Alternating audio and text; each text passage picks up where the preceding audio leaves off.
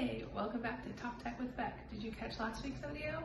After the excitement and exhaustion of moving, an act that I am still in the process of unpacking, quite literally, it's time to get back to JavaScript functions, why we love them, and more ways to make them.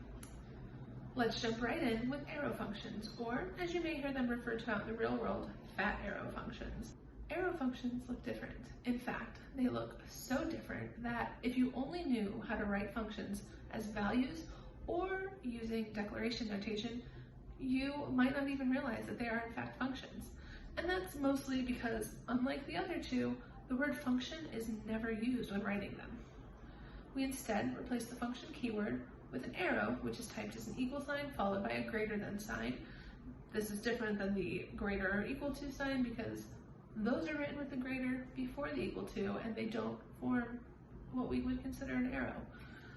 So really quick, here is an example of what a function could look like out in the real world. We will start with, we'll do a kind of an algorithm where we're gonna get a number to the power of something else. We said const power, we're gonna put in our parameters. We've got a base, we've got an exponent. From here, here's our arrow.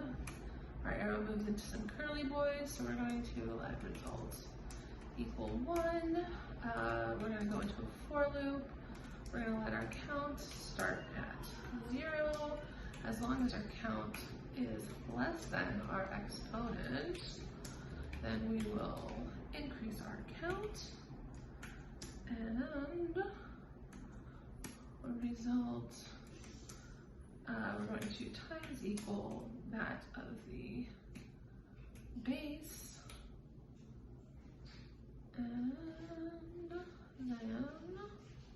then we will return our result. And then let's just we'll do a little console log, say power, and we'll say our base is 5 and our exponent is cubed. And then when we, not buy, get your fingers on the home keys, Becca, we call this, we will get our result. 5 cubed is in fact 125.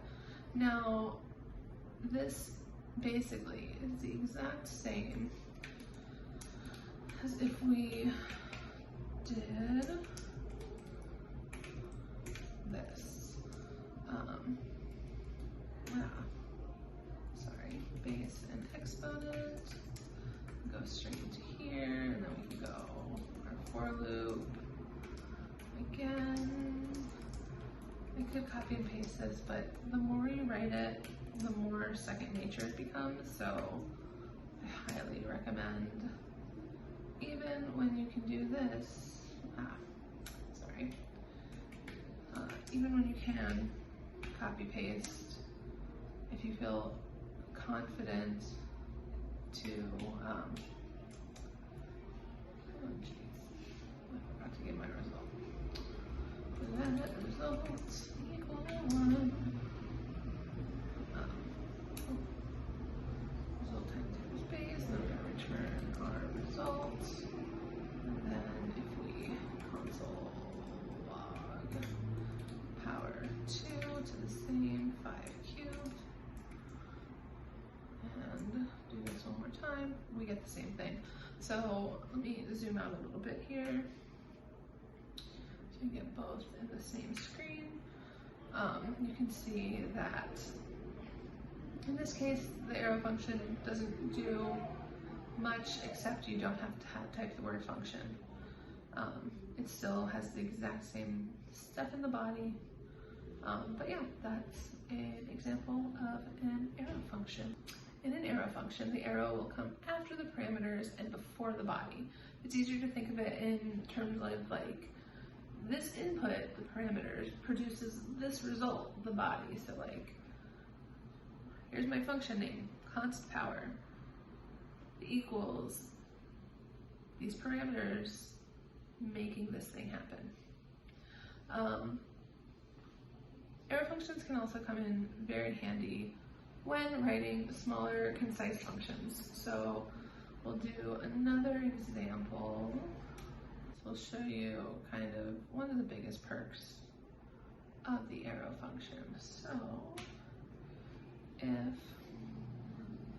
I were to be writing this really simple function, so we've got const square 1. We're going to do two different ones. So square 1 equals x, and then we're going to return x times x. Easy peasy, lemon squeezy. Okay, so when we call this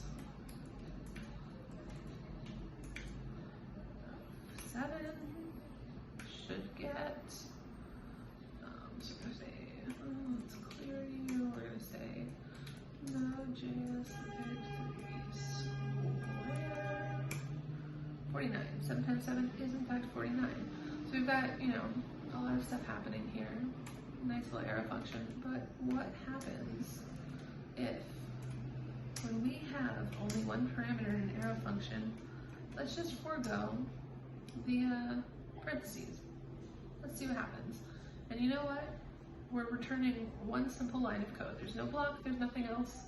So I don't know, what would happen if we maybe also omitted those little curly boys? Let's find out. So we're doing square 2, we're gonna say square of 15. I don't know what 15 times 15 is off the top of my head. Let's find out. 225. I can do math. 225. That makes more sense. 150 plus 75. 225. Anyway, so there we go. So as you can see, since there was only one parameter, the parentheses weren't required. And since it was just one single line of code, we were able to omit the curly boys and still get the result that we expected. Both of these do the exact same thing. And these arrow functions they make it hella convenient to write your functions in line when you're working with JavaScript libraries such as React. But perhaps that's for another time and another video. We won't go too far, but it does really help. It comes in really handy. Oh, I hear you. What if your function has no parameters? Yeah, don't worry about that. If there are no parameters to be passed into your super cool function, then you just use those good old parentheses and leave them empty. Like, let's do this one. All right. I'm just gonna keep this in the same file. We can say const horn, and then we'll do this. We'll just do a little bit of little parentheses. We'll do a little bit of bracket, and we're just gonna, for this, I'm just gonna console log toot. Why? Because sometimes you just need to toot your own horn. Do I need the parentheses? What do we think?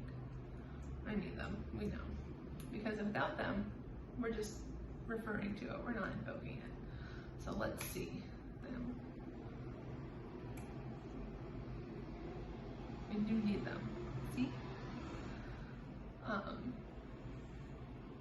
Yes. I know what you're thinking.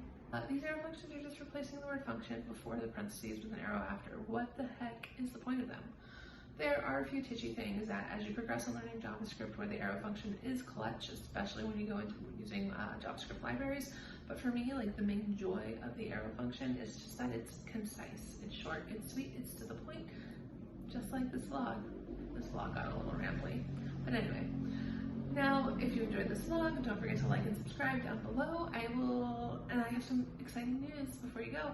I'm going to be starting up a kind of book club of sorts soon for the book that I've been using for these videos, which was Eloquent JavaScript. I'm going to be recording myself reading the book aloud in short 5 to 10 minute intervals, so ideally a chapter at a time depending on how long the chapter itself is. And then I will be sharing them here I'm shooting for Wednesdays. If you'd rather read the book quietly to yourself, it is available for free on the internet at eloquentjavascript.net. And there you can also purchase a hard copy if that's more your speed. I purchased the hard copy. I find reading books on the internet difficult. So yeah, if you too find them difficult, if you love books on tape, I just think of this upcoming series as a nice little mini series book on tape. Anyway, that's it for me tonight. Thank you for tuning in, and I will see you next week. Bye bye.